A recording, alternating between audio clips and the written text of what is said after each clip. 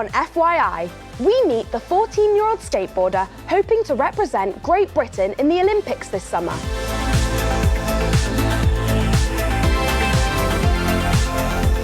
And we join Eddie and his family as they celebrate an important festival in the Jewish calendar, Passover.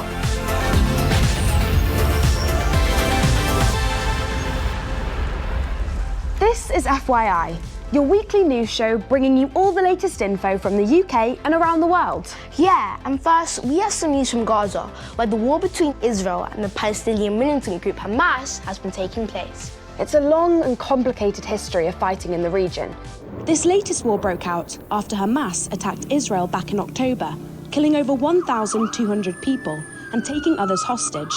Israel responded with an invasion into Gaza, where over 34,000 people have been killed. We've been reporting on both sides of the war. For more information, head to our website at first.news/FYI. This week, though, we had news that 9-year-old Lama and her family managed to escape the war in Gaza and are now safe in neighbouring Egypt. We've been hearing from Lama on FYI over the last few months. She wants to be a journalist when she's older and has been reporting on what life is like for Palestinian children since the war broke out. When the fighting began, Lama had to flee from her home in Gaza City to a refugee camp in Rafah. Hello guys, how are you? People all over the world live in warm houses, under a roof, under blankets. We live like this, under tents, without water or electricity. These people want their basic human dignity and freedom. The children of Gaza are feeling cold. Please, world, stop the war. Lama's reports are spread worldwide, and she now almost has 1 million followers on social media. Thanks to her growing social media following, Lama and her family managed to raise enough money from an online fundraising page so that they could escape the war and pay to cross the border into Egypt. She told us about her journey. I left my country. I left Gaza. It is not easy to leave your country. I am in Egypt right now, but hopefully only for a short period. But I am here in Egypt now to spread the news to the whole world about what is going on in Gaza. The people who were killed. I am here with my parents, sisters and brothers, but my other relatives are still stuck in Gaza. Thank God they are still alive. My feeling when leaving was so painful. I was so sad to leave my family, my relatives, my land, my country, especially when they are still in this situation. Lama and her family are among the few lucky ones who have managed to flee the war in Gaza. But most people can't leave. They don't have the money, and there's a fence that runs around the border of Gaza. Many are now living in temporary tents. The situation in Gaza is so bad. There is no food, there is no water, the people are suffering. There is also an increase in diseases, especially in children. When they go to hospital, there is no medicine for them, and the people are even dying from hunger. Lama told us that she hopes to return to her home one day when there is peace. My plans are to go back to Gaza and live our life as before, because Gaza will be rebuilt again and we'll have peace. My plan for the future is to be a famous journalist, to spread the news, because what is going on is horrible. It is unfair. They are children. They are civilians. They want to live in peace. Thanks, Lama. Now, you might have seen lots of England flags being flown this week, as many celebrated St. George's Day, the patron saint or protector of England. But who is St. George, and why is he the patron saint of England? Well, he was supposed to have slain the dragon, which just goes to show fake news has been around for centuries. Yeah, well, it turns out there's lots of differing information about him. So which is fake news and which is fact? See what you think. According to reports, despite being the patron saint of England, St. George wasn't actually born in England, but he was born centuries ago in Cappadocia, which is modern-day Turkey. Apparently, he never actually set foot on English soil either. Fake news or fact? We'll let you know later in the show. Imagine being 14 and getting to compete for your country at the Olympics this summer. Well, skateboarder George hopes to do just that. Maya went to meet him to find out more, and she also got to learn a few moves herself. How lucky.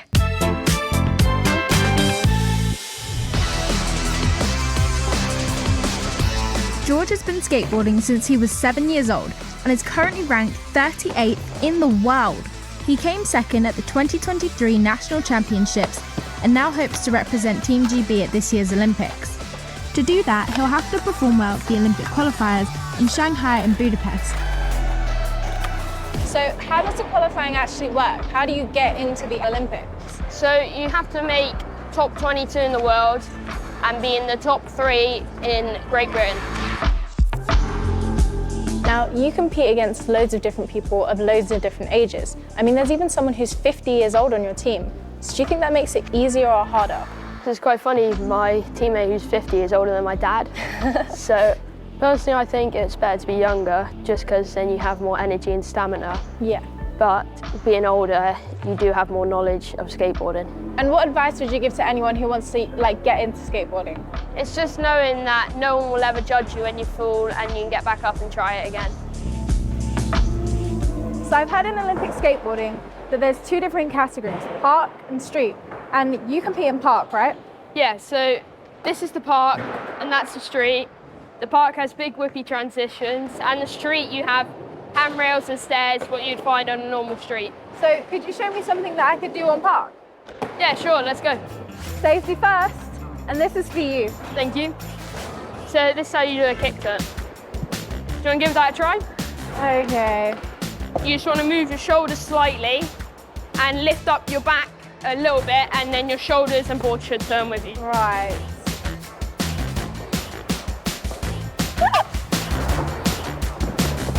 It's really hot, I'm sweating.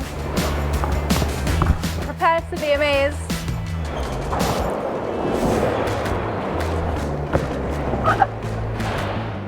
That was really, really close. I'm tired. I'm sure you're tired of watching me fail. So let's go have a sit down. I found skating really difficult, but props to those who can do it and do it well. I will definitely be watching skateboarding in the upcoming Olympics. Wow, George was amazing, and Maya didn't do too badly herself. No, I think she did a bit better than I could do. Well, we'll keep you updated to see whether George qualifies for Paris 2024. And in other skateboarding news, following in Northern Ireland's footsteps, Wales is the latest country in the UK to approve skateboarding as a subject for teenagers doing a GCSE in PE, which is pretty exciting. Yeah, definitely. And with skateboarding clearly getting more popular, would you want it as a PE subject in school? Well, here's the FYI News Club at St Oswald's School.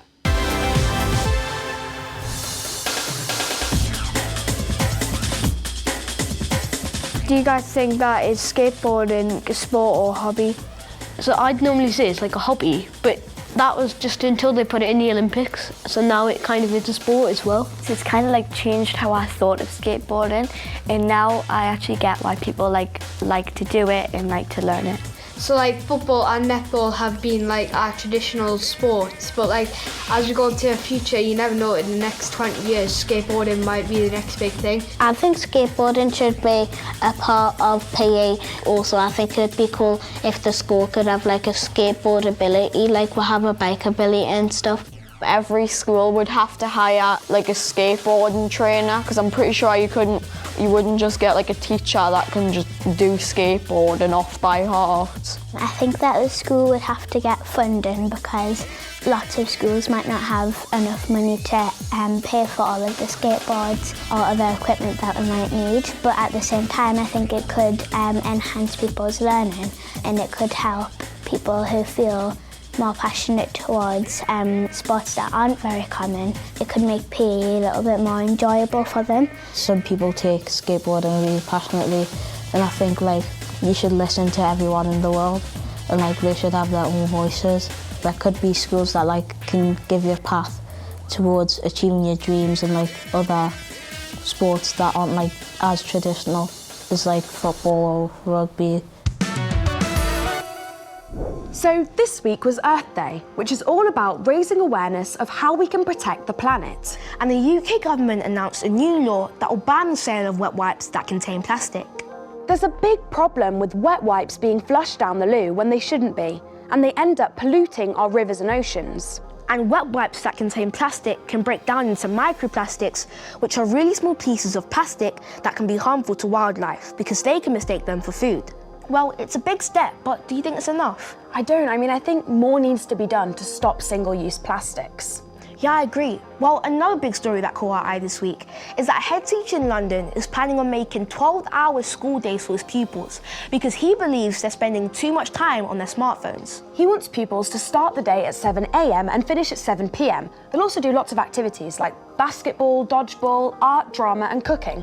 So what do you think about that, Jiraiya? Well, I like school, but I don't like it that much. I like my time at home. What about you? Yeah, well, I completely agree. There's lots of fun activities, but I wouldn't want to be at school for that long. This is brilliant. 9-year-old Cooper from Derbyshire has won a competition for his Seagull impression. Ha, that's hilarious. Cooper won the junior category in the annual European Goal Screeching Championship in Belgium. Nice one, Cooper. Here on FYI, we love to hear your stories. And this week we've got a report from 10-year-old Eddie, who wanted to share a special Jewish festival with us. Hi, I'm Eddie and I'm getting ready for Passover. There's lots of things I need to do before the special dinner tonight. Come and have a look. Passover is the story of Exodus, which was when our Jewish ancestors, sometimes called the Israelites, were kept as slaves in Egypt. God sent the leader Moses to ask the Pharaoh to free the Jewish people, but he refused. So God sent 10 deadly plagues. The Pharaoh then changed his mind and let the Jewish people leave. Moses led them through the Red Sea, but at the last minute, the Pharaoh came after them. Moses performed a miracle and parted the Red Sea, allowing the Israelites to escape. Passover is a festival that you celebrate with family and friends.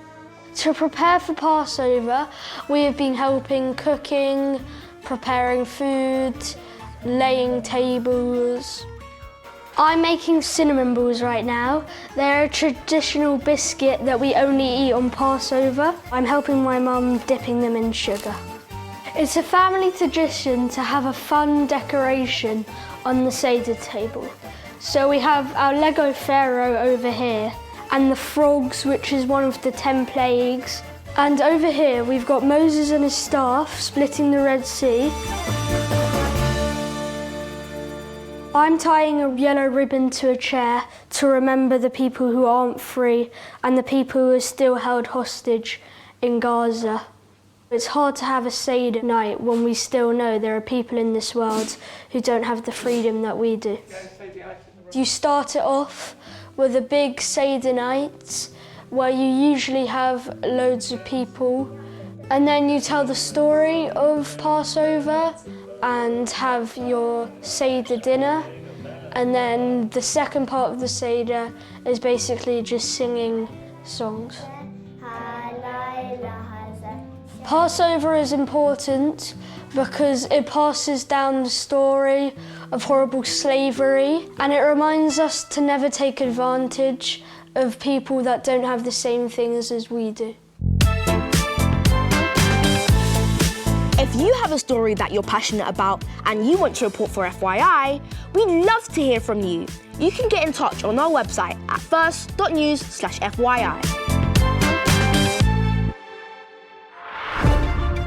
So, what did you make of this week's fake news or fact about St. George, the patron saint of England? Well, it's fact that he wasn't born in England. He was actually born in Cappadocia, which is modern-day Turkey. And apparently, he never visited England at all. He was just admired by many kings of England for dying for his Christian faith, which is why his emblem of the Red Cross on a white background was eventually used as the England flag. Well, that's that's about it from us, but we're going to leave you with some more record-breaking Taylor Swift news. Yeah, she's just released her new album, The Torture Poets Department, and fans listened to it so much that she became the most streamed artist in a single day. See you next week for more top news stories. Bye!